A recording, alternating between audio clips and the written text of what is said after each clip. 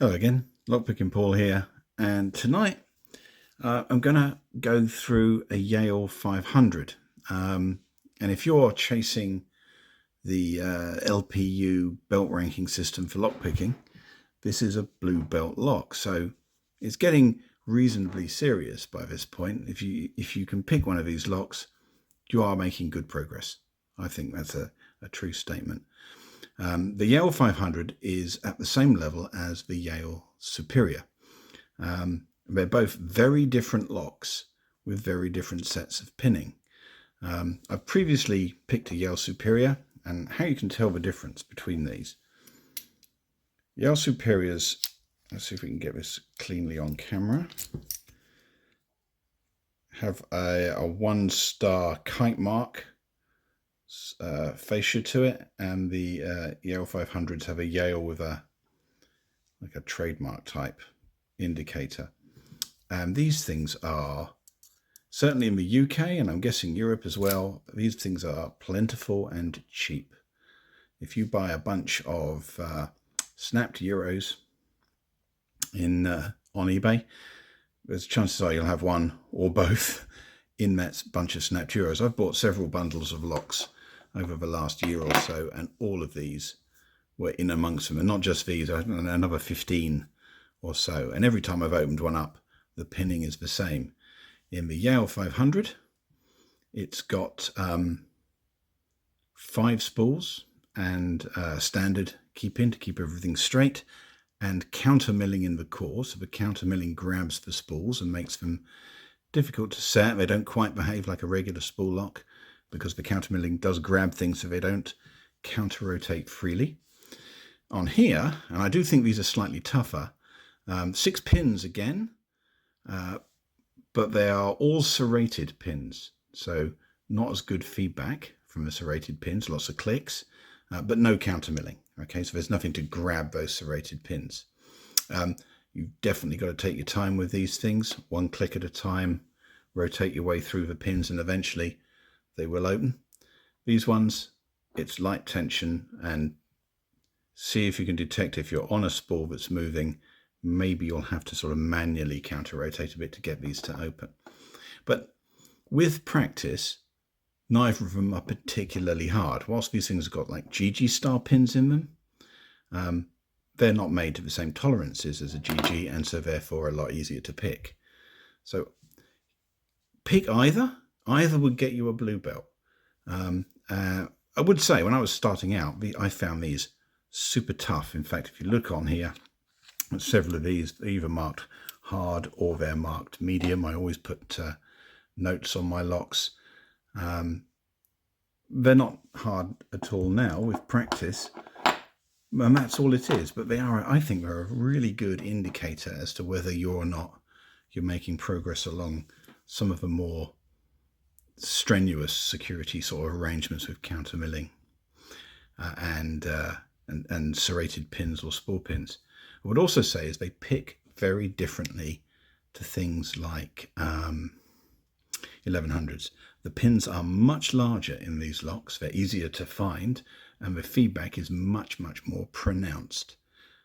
So in many ways I find them a bit easier to pick than padlocks. But if you're coming from picking nothing but 1100s or that kind of lock, they're going to feel very different, and the time to sort of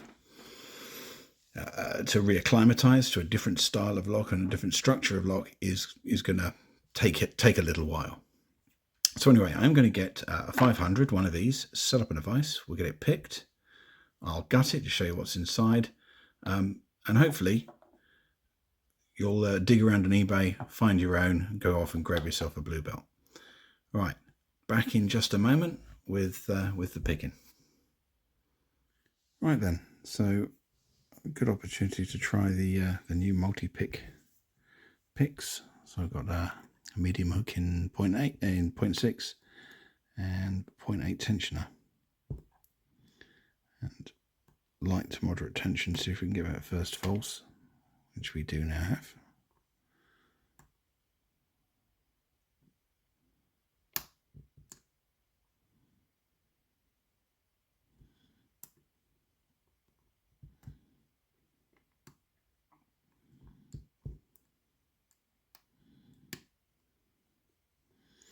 It's very tricky getting these counter rotations, because counter milling grabs the lip of the spools, and they don't move freely. You kind of got to back all the tension off, and in some cases just help the tension along a little bit.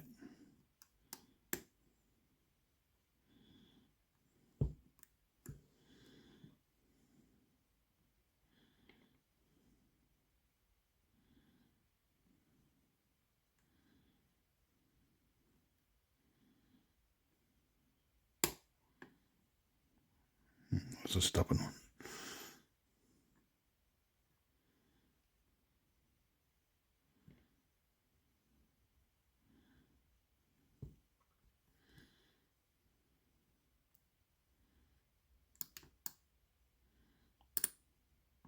Ooh. Dropped a few bits and bobs then.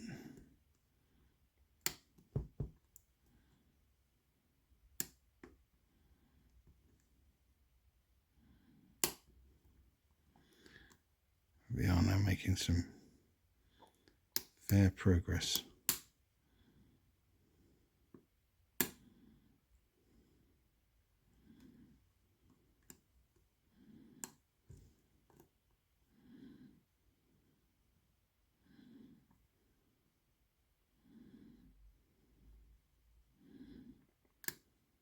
And there we go. It's open. So let's get it gutted and let's have a little look at seeing what's inside.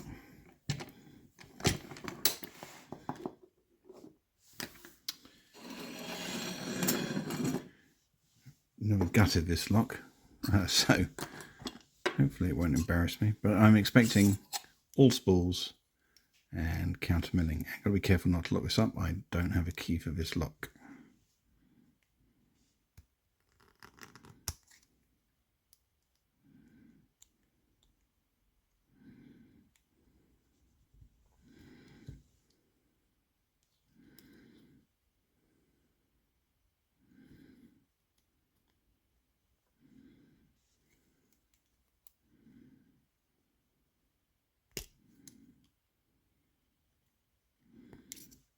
There we go. Right, follower. Where is my follower? You think you've got everything ready?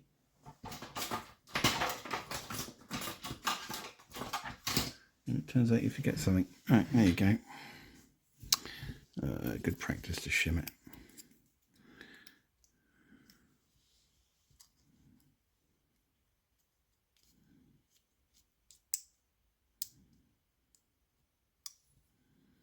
No, that was the original assessment when I first started picking. So yeah, hard. Spool ping pong. 5 spools, counter milling. Which it's interesting because all of these Yale 500s that I've seen, and I've seen several, have all been 6-pin locks. The one on the LPU belt ranking is a 5-pin lock.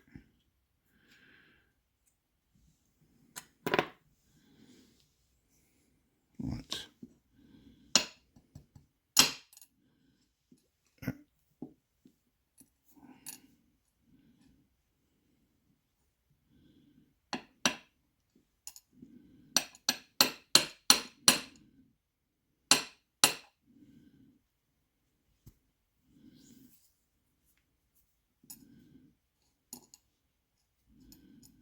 Yeah, so nothing special about the key pins. They're all standards apart from the first one, which is a steel.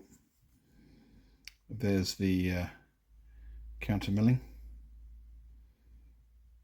in all chambers.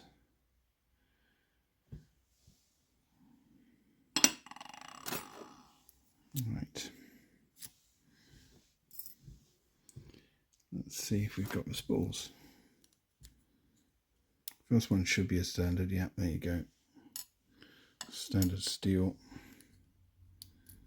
Then we've got just a regular spool.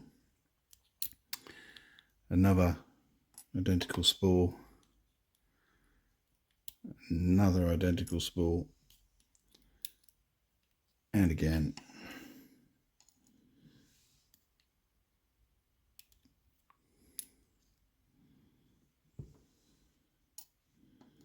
And again, and all steel springs.